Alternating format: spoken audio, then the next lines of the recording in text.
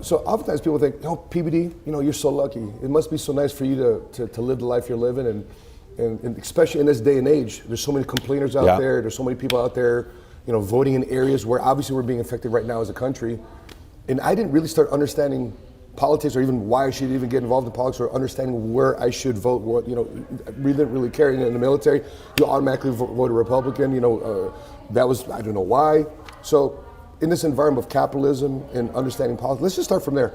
Why should people even get into understanding of why people should care about politics? Because policies impact your life. If you think about, there's a chart that just came out from Wall Street Journal that showed the plus minus of all states, okay, on what's happened pre-COVID to now. Okay, so go from March of, to 2020 till today. What's the plus minus? The state that got the most people that moved to it was Florida. Then it was Texas. Then it's a couple other states after that. The state that lost the most people was California. Then it's New York. So why do people leave California? Why do people leave New York? Illinois, where I'm from. Why do people? That's right. Illinois is top 5 as well. Why do people from Illinois move to Texas? Why do people from California move to Texas and then to Florida? What is it? It's policies. If it wasn't for the policies, people would have stayed in New York. If it wasn't for the policies, people would have stayed in California. If it wasn't for the policies, Elon Musk would have never moved to, Austin. Austin's weather is not as good as LA's weather. Where he was staying at in LA, it's 10 times better weather-wise than it would be in Austin. But you have to pay attention to policies because fortunately and unfortunately, policies can directly and indirectly impact your life both positively and negatively. A great policy can change your life positively. A negative policy can totally ruin your life. Right now, kids are going to school in LA and they got masks on. Right. What do you mean kids are going to school? A 5-year-old has no clue about what it is to put a mask on. A 4-year-old doesn't even know what it is. Like trying to get Jordan to keep a mask on a flight. Forget about it, right? So imagine these policies. What are these kids thinking about?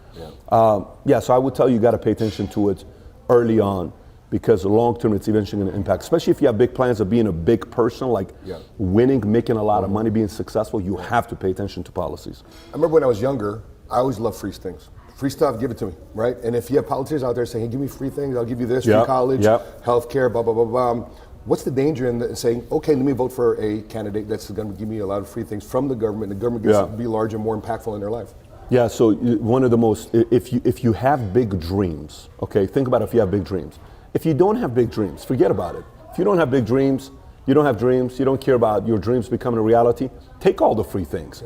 But if you have big dreams, one of the fastest way to have something come in between you and your dreams is somebody that makes your life easier on you, not tougher on you. I understand the need for an unemployment check for 90 days. I totally get it. You got 90 days to go get a job. My policy would be slightly different. I would say, how much money were you making at your job? $5,000 a month. How much are we paying you in unemployment? $2,500 a month. No problem. How many hours were you working at your job? 40 hours a week. I want you to give 20 hours of community service, because we're giving you free money for $2,500. Give us 20 hours of community service. Like this, that person's going to get a job and they're not going to sit on the sidelines just collecting those checks. So you even said in one of your podcasts that why not a drug test on top of that? Why not a drug test? Why not any of this stuff? Because the ugliest word today that I didn't like, that most people don't like, most of us don't like, is accountability. We hate accountability. It's a boring word. There's nothing sexy about accountability. But every time I leveled up in life, it was a byproduct of I had more people to be held accountable to. The lower the level I was in life, the fewer people I had to be held accountable to. When you're an 18-year-old kid, who are you accountable to? Nobody. You go into the military, what's your level of accountability? Squad leader, captain, you got the company, you got the first sergeant, you got all these guys.